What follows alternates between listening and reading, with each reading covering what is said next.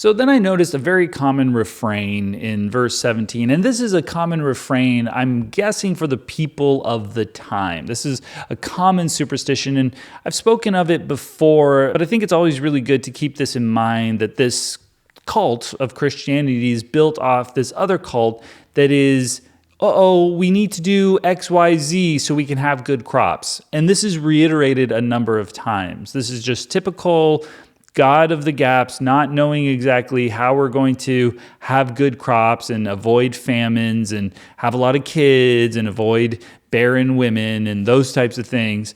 And the way we're going to do it is to, in this case, follow these particular laws and kill a bunch of animals for Yahweh.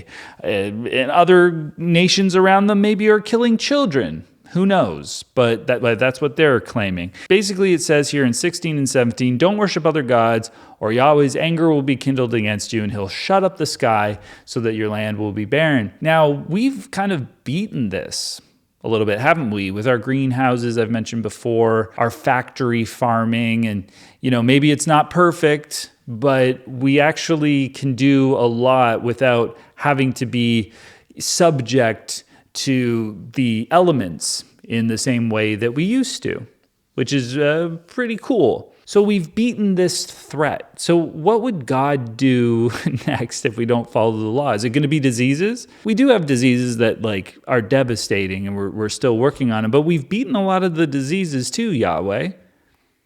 Is it natural disasters? Sometimes those are predictable. We actually can get away from the places where some of these things are happening. So we're getting better at beating natural disasters too. When we beat all of the things that you're using to come and get us, what are you going to do next? Are you going to show up finally? Are you going to actually appear and do things yourself? Or will people finally realize none of this is real? This is just very silly, culty nonsense, guys.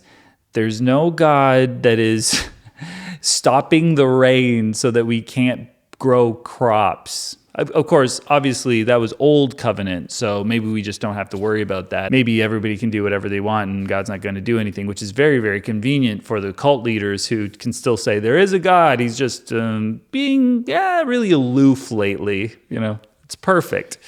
Perfect move.